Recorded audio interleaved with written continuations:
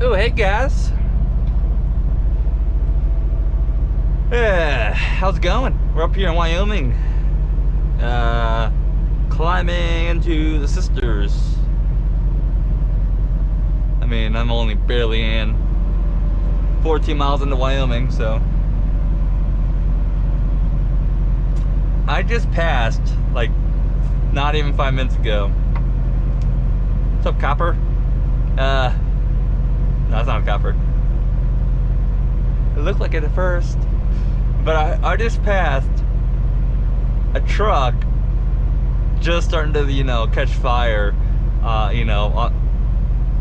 back along the axles. Usually when trailers catch fire, usually where it happens, back on the axles.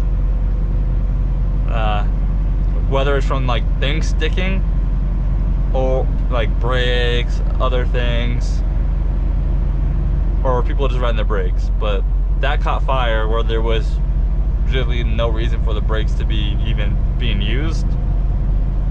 I mean, it was relatively flat. I'll post a dash cam video at some point. I still fucking taste it a little bit, hint of it a little bit. I mean, it was fucking thick.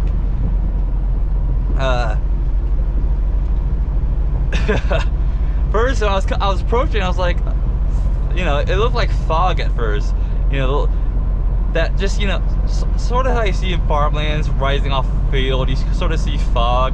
And not to mention, it wasn't really dark gray as I was approaching it. It wasn't black or dark gray. It looked like a fog color, like a really thick fog. It wasn't until I saw the truck, then I started seeing black smoke. So high up in the air, it was, more the light gray, the fog color, thicker fog.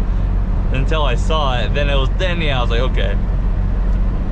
Then again, part of that is because it's fucking cold outside. It is damn near single digits.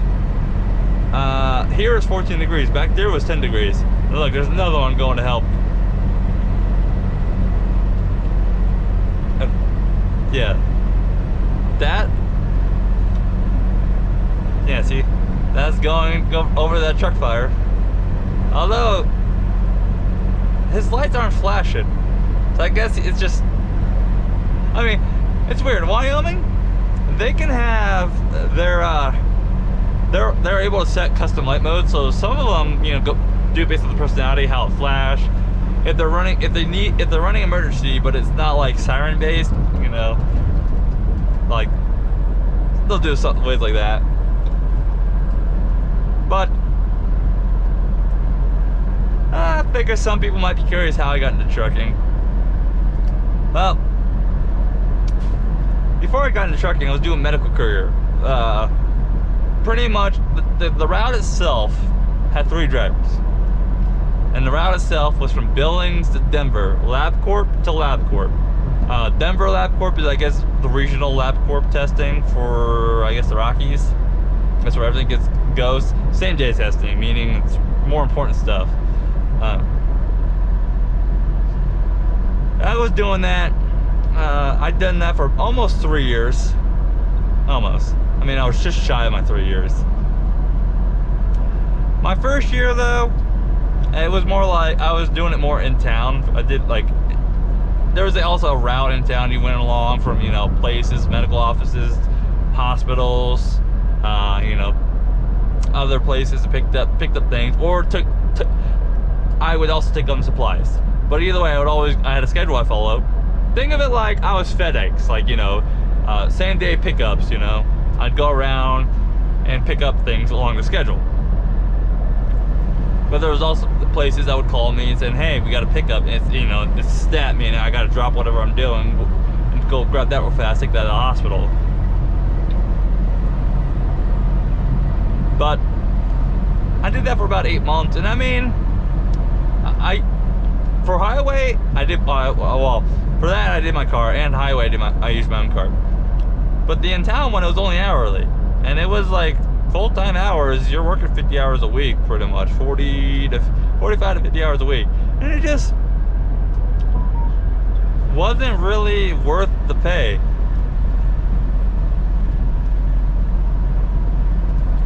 What was it? It was like, I want to say it was like $15, $17 an hour.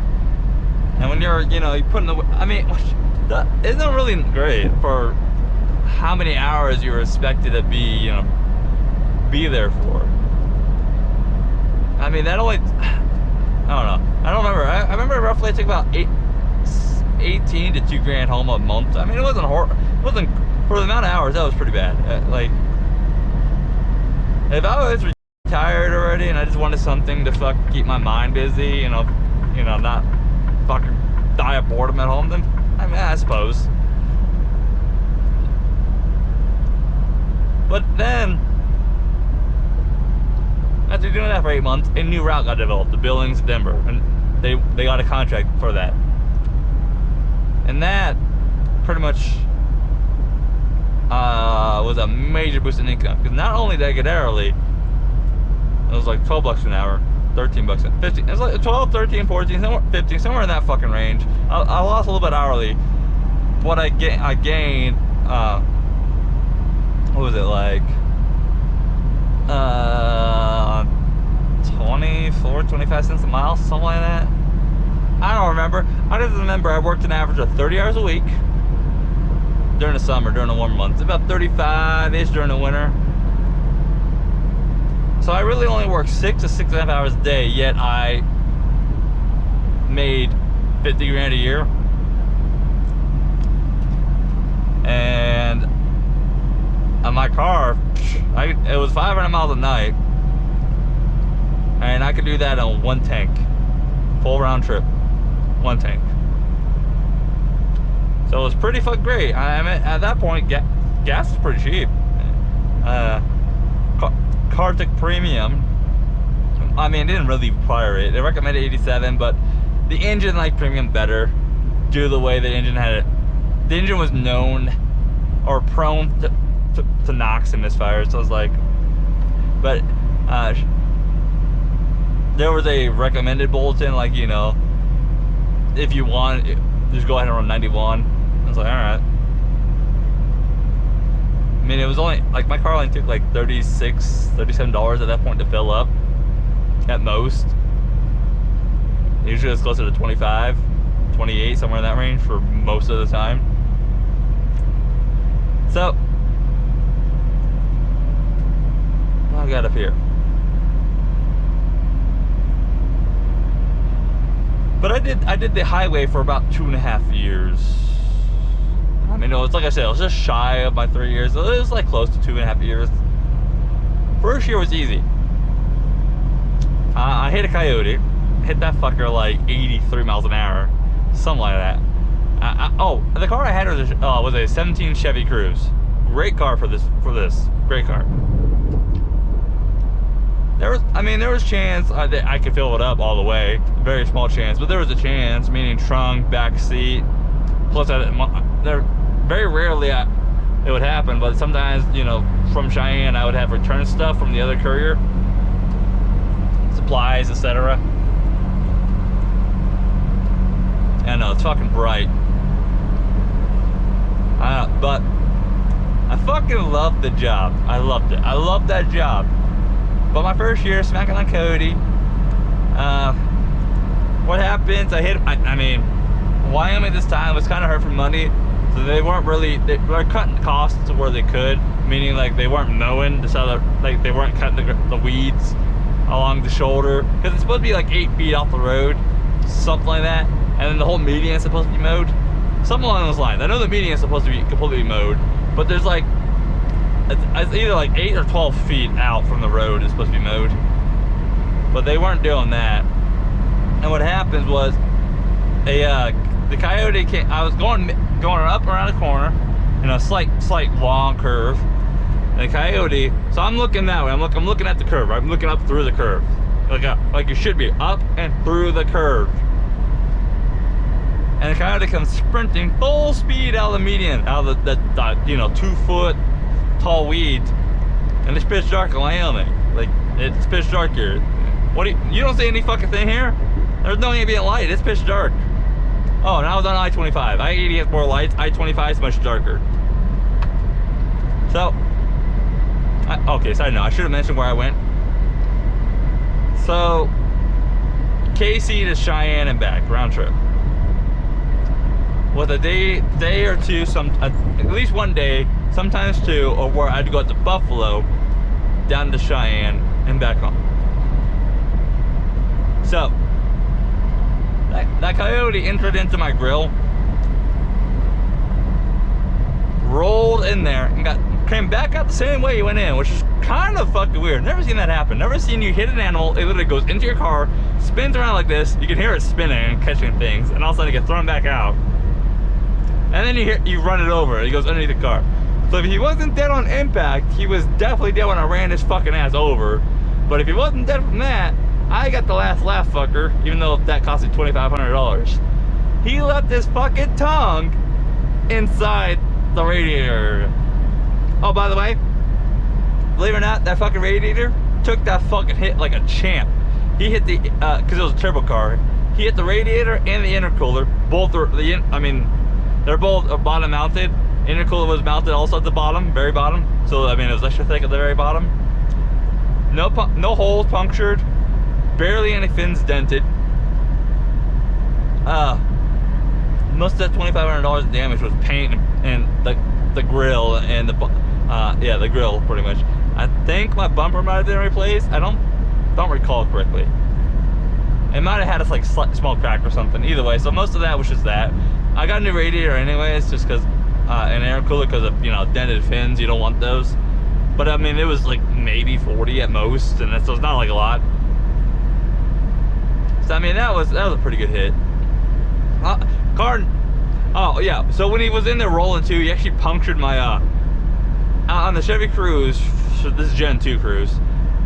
He punctured my air compressor for the air conditioning system, and that was up mounted right next to the driver's headlight, right by the radiator.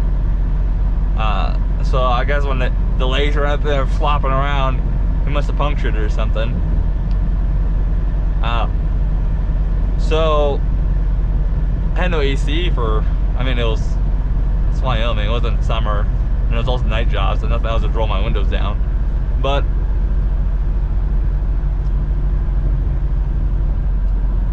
it wasn't bad. The car was down for a couple days. And that was all I hit for the first year. That's all I hit.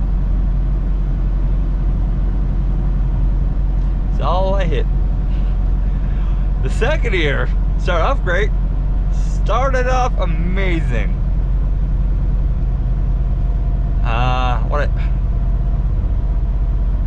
Killed a few rabbits and small animals, right? Oh, by the way, I was doing trucker miles. These highway thing, if you do the math, 500 miles a night, it was like I was doing about 120,000 miles at the least, because I always had a chance to go down to Denver if I had to cover for the southern guy. So I was doing at least 120,000 miles a year in my car. So it's about 10,000 miles a month in the car. The engine, by the way, I wasn't too worried about the wear and tear on the engine, because the transmission was about $1,000 brand new, and the engine brand new was $1,500. So $2,500 is pretty much a brand new car. So I wasn't too worried about it. So second year, it was all small things. Rabbits, couple raccoons. None of the big fuckers actually caught the bumper. I did have raccoons in a rental car, so not in my car. So I did fucking murder raccoons, just not in that car. Then going to the third year, I'm also told, because this company was so poorly managed when I was working for. So my route got outsourced to actually a company out of Salt Lake, which now has trucks. So that company in a short amount of time has already grown much faster and been better managed than the company I was working for. But I didn't care as long as I was getting paid and was giving notice that I was being, anything, I'd lose my job or anything. But about a month and a half, before I found out, before the official outsourcing happened, I got told, my boss loved me because I was very reliable, I did my job, and since she was having to go around 6-7 states, she got hired as a wine manager, and then got hired on, and then eventually got promoted to regional manager, which means she also had to go travel the region and fix the problems that the other managers fucked up. So she loved me since she never had to worry about me. And if she needed me to, I could cover the whole fucking route. When this route first got developed, the Billings to Denver, for 17 days, I did the full 15-hour route myself. Because it wasn't CDL, and we weren't required to follow DOT rules. So, and let me tell you, that's some pretty good fucking money too, doing it for 15 hours, and hourly and mileage. And you get paid from home. So you start where you start. Home, Billings, so Casper, Billings, Denver, Casper. Do the math of that. Even at 26 cents, it's just a mileage alone. It's fucking amazing. Three fuels is all that would take. Not even quite full fills, just 3 fills. Just, you know, I'd get home with like half a tank. So going to the third year, I get outsourced. You know, the route is re-divvied up. The boss, I like that the second boss came in and was like, all right, we're gonna hire a new guy because our third guy left. The southern guy's like, nah, I'm not interested. I'm just gonna do my own thing. Because I mean, he always complained about how poorly managed his company was. So they were focused on hiring the third guy. The Nord driver and I had already been doing this for over 2 years. And the boss asked us, how do you want to redivide this route up? And since you guys have tenure, we'll let you guys sort it out, figure it out yourself. Because originally my route was I got a little bit of the shortest end of the stick, and I wasn't exactly thrilled about it, mile-wise. But usually I had to cover enough, usually during through the winter especially, that I didn't really care. But I wanted more money. So it came in, got a pay boost to like, okay, yeah, it was like 12 or 13, because our pay boost was hourly was 15, and then we made like 31 cents on the month, 31 cents also. So it's pretty good. I gained about an extra 100 miles, 50 miles or so on this route, 50 to 100 miles depending on what happens. And then they hired a new guy, and they couldn't ever keep a new guy on. So I mean, fuck, the first month of him there, they hire somebody, she literally works 2 days. And the way this is the drivers have to communicate with each other if they're running late. You gotta let each other know, because I mean, we swap at certain points. So if I'm there waiting on you, where our agreed point is the meeting, and also you don't show for an hour, I mean, I understand like a shitty weather, because I mean, I can understand it. It's like, I'll give you, some time. But all of a sudden the second hour comes by, I'm like, what the fuck's going on? And then I call the boss, and I was like, dude, she's never showed. He's trying to call her, and she's going straight to voicemail. She literally quit just midday, didn't tell nobody. So like, this is the fucking easiest fucking job, by the way. It pays so easy. The only downside is it's overnight. Oh fucking wow. You literally work like 6.5 hours on fucking night for 50 grand at least, and you can't just fucking suck it up. You're fucking stupid. You're fucking stupid. That's what that is. So about 5 months in, or about 4 months into with the new boss, my bad luck really, well, wildlife really came to hit me in the head, pretty much head on. So it starts with the Nord driver. The Wednesday, okay, let's just say Wednesday. What was it? Wednesday of June? I don't remember the date. Don't ask me. There was some Wednesday, some June. She hits the fucking deer on her way home, totals her car. Which, alright, not a problem. I already had the stuff. That following Monday, not even a week later, we just hand off. She got a brand new car. She bought a Cruze. Like I told her, hey, go get a Cruze. It's been a great car for me. I've had this car for over 3 years now. So she hands off to me. Not even, I've only been like at work at this point for like not even 2.5 hours, but I get about 20 minutes away from doing the swap with her.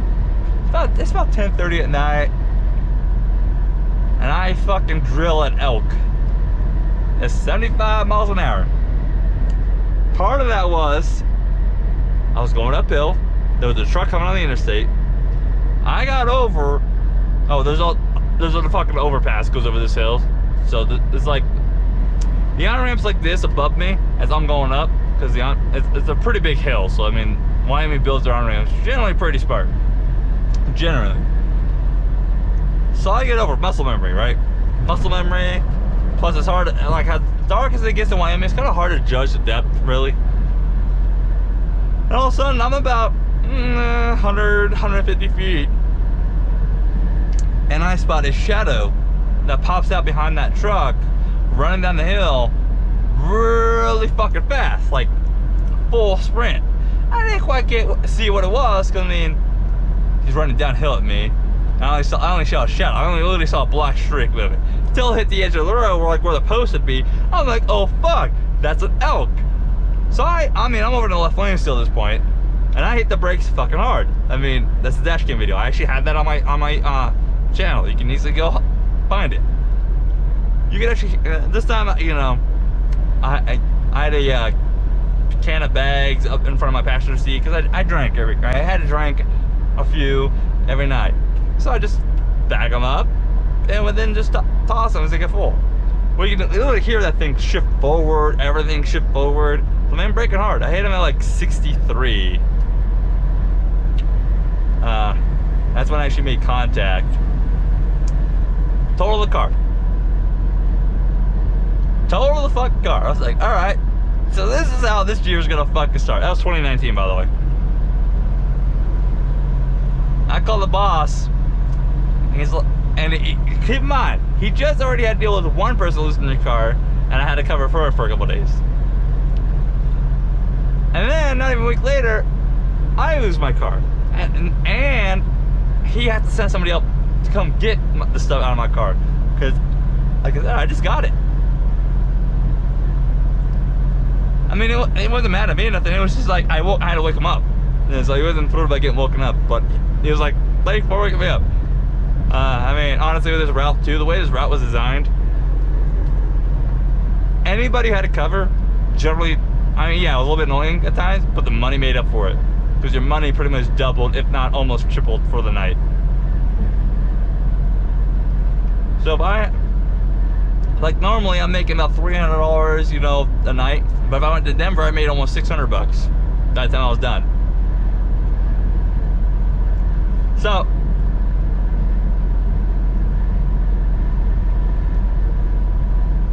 I get a new car. Same fucking car. I was like, if it could, that car hit the elk. Granted, the elk must have went up on top of the car.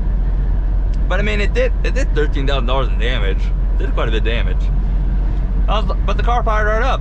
It didn't drop all its fluid either. So I was like, all right, if it could take that hit and still do this, I'll buy another one. I love the car. It was easy to drive. I also knew the car already. It was very predictable. I would no longer have to learn a new car if I just bought the same car in winter. I want a car that I can automatically know what's gonna do before it even does it. I don't want to learn a new car. I don't. Not to mention, I already have snow tires. I have snow tires for that same car. I don't want to buy new snow tires. So I buy the same car. Well, I get a color I'm more in love with this time. Sparkling, the metallic blue, has a little metallic flakes in it, right? It's like a dark rich blue with the metallic flakes. 5 fucking weeks later, I am 2 miles away from home. Well, 2 miles away from going over the hill to go into Casper, right? I'm coming from the south side this time, because else I was heading south. Now I was heading north because I was coming home. And I fucking, all of a sudden, I didn't quite see it. I had no reaction time to this. I didn't see it in time. So I'm going 75, no braking. And I hit a fucking deer right in the torso. A pretty big, like 400 plus pound deer. Because I mean, wildlife out here get big. That elk was 900 pounds. I hit a fucking deer, torso to headlight level. So as you can imagine, oh, by the way, like I wasn't hurting either one. The airbags went off of both. I was soaring the elk, but since it mostly went up on the car took most of the hit. I wasn't as beat up from it, like meaning bruises from the airbag smacking me, or like just generally just stiffness from sword.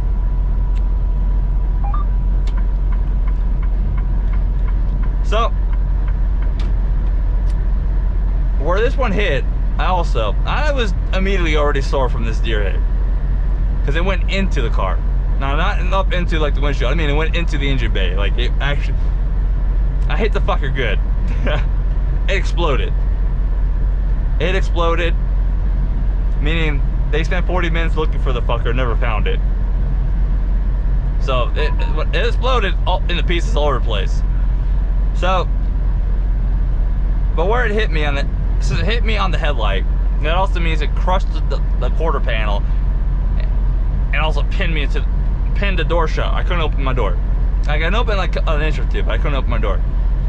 So I was like, I just sat there. I was like, I just cracked my window, looked, cracked the door, tilted my head, looked out. So I was like, I was hurting. Since it went through the car. I mean, it's a deer. It's not like a car or anything, but it's still weight being thrown into the car that has to go somewhere. I wasn't like, like hurting bad. I was sore. This is what it was. It was just sore. Like I was more stiff in the back. Is what it was. Don't know why, but it was. So I just sat there waiting for the sheriff, because speaking of deers, there was two right there. Dead ones. But since my car was, I had OnStar and I liked OnStar. So as soon as both hit, OnStar automatically got a hold of me through the car. I was like, hey, we're sending you help. Where are you? Blah blah blah blah blah. Which was great, because when the sheriff showed up, I told her, hey, you want to help me open my door? I can't open it. She ain't could open it. Because it's a lot easier to get out this way than it's to crawl over and twist your back and shit when you're already fucking hurting. Yeah, because put it this way. It took a week and a half longer for the bruising and soreness from the deer hit to go away than the elk. I had more marks on me from the fucking deer hit than the elk. Same airbags went off, nothing else changed, same hit. Well, slightly different. Now, how much damage that deer do? $18,000. That fucking part is, the fucker wasn't even plated yet. 5 weeks. That hurt more than a fucking hit itself. I was like, why? Why, Wyoming? Why? But, to be fair, it is how statistics works. I knew when I got into it, it was only a matter of time. So I started smacking animals. So, I mean, believe it or not, I was still upbeat about it. I wasn't mad. I was more disappointed that my car was only 5 weeks old. I didn't even put 10,000 miles on it.